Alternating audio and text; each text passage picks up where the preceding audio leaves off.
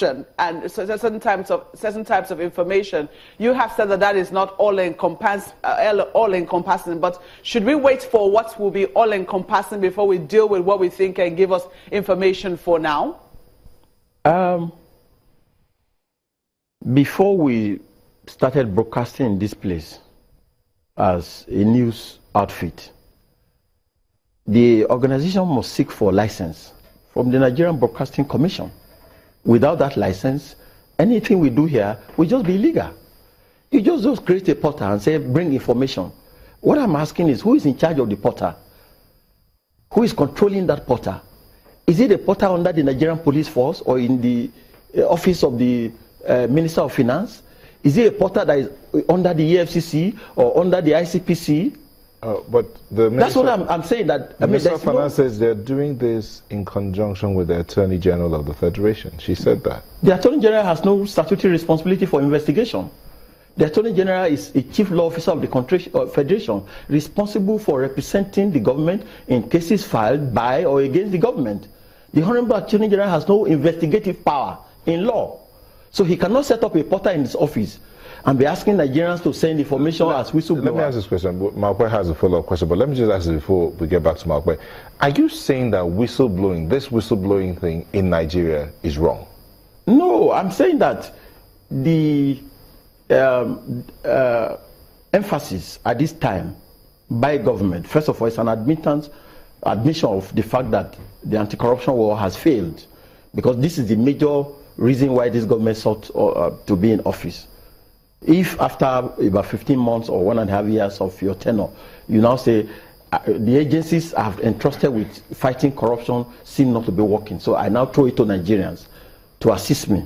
Because when you look at the EFCC Act, it's not just about prosecution. In fact, majorly, the EFCC has an intelligence unit that's supposed to train people for gathering of intelligence, and that intelligence goes to the issue of detection.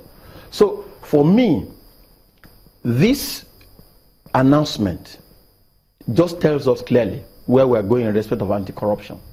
That's all I say about it. Malkwe? Well, quite a number of people will not agree with you that, the corruption, that this is an admission that the corruption war has failed. They will tell you that in other climes outside Nigeria, that the people are usually a part of this, and that usually they're enabled to be able to give information to government anonymously. I do know of a program in the US whereby people are urged to give information, especially as regards crime, to security agencies anonymously for a reward. Are we saying that we cannot implement the same thing here, looking at the circumstances that we have, especially when you look at the type of offenses or the type of information that government is looking for? After all, in the courts, where the prosecutor is, or the defendants are making their cases, they say it does not matter how the evidence is got. The fact that you have the evidence is what counts in court. Shouldn't that count for something? In recent time, the Nigerian army placed a ransom or a reward on anybody that could give information that will lead to the arrest of Mr. Shekau. Did you need any press conference to do any announcement in that regard? Which is what is supporting my submission that this is a distraction. We didn't need any press conference for the spokesman of the army to say, bring any information that will lead to the arrest of Shekau. The police is already doing that also. At times, when they want to investigate a major case, they say, look, if you can bring up any information, we will give you a ransom, we will give you a reward. That's already in existence. I'm saying that, but for you to come to the television and say, well, I'm going to create a portal, I'm asking you, the portal is attached to who?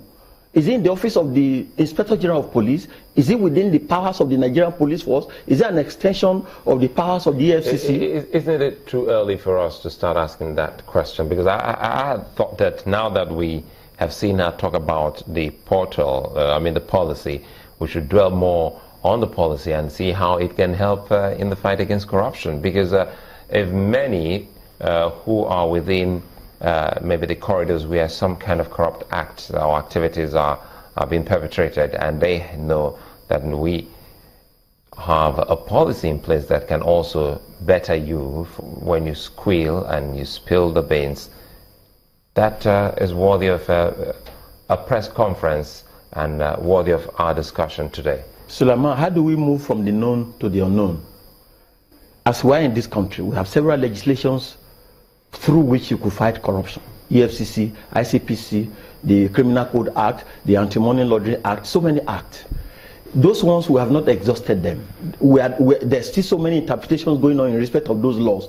And then you want to proceed from those known legislations to an unknown policy.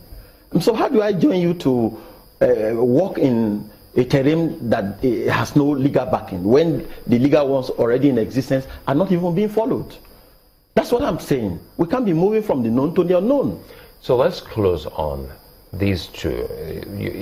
If you were to give an advice, because you were very categorical on what you wanted or what the position of Mr. Magu is, but if you look at what is happening, the government has set up its own panel to investigate and further look at that report. Do you smell something fishy, or you think that is what this is about, the way we have seen it? If you have a problem in the body, maybe in the leg, and then you sit down and say, well, let the head investigate the leg, what do you expect the outcome to be? It's a fait accompli. When you ask a member of the executive to investigate an officer under the executive, it's just a clearinghouse. I have no doubt in my mind that the outcome of that investigation will give a soft landing. Because once the head is investigating the leg, it must be able to assist the leg to carry the head. Otherwise, the house will scatter, the body will scatter. So I can already foresee the outcome of that investigation. Honestly, the president should have had an independent commission of inquiry, headed by maybe a judicial officer, headed by a retired justice of the Court of Appeal of the Supreme Court, with NGOs, so that their sitting will be transparent. If you're looking towards a soft landing, then what do you make of the report in the first place, which is also emanating from another agency of government? Well, you know, at this point we are now, we just looked at the allegations.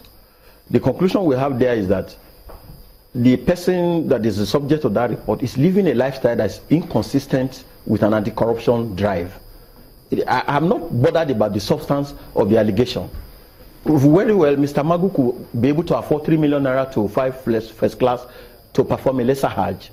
But I'm saying, as a public officer, even if he had such resource, it shouldn't be used in his capacity as an official of the government.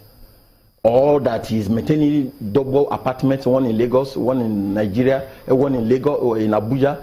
Or that when you go home in the evening, you carry all the files of the reports gathered today in Channels Television and take them to your house. Not just one file, but many files. And go with it, sensitive documents and materials and exhibits. I mean, we don't need to get ourselves worried about that. The allegations are clear and they breach any code of conduct for fighting corruption. So on that regard, I even think that the president shouldn't waste time on constituting any panel. We have a report that shows clearly that the person that we're investigating is living a lifestyle that is inconsistent with an anti-corruption czar. Look at the case of Justice Ajimogobe of Philly.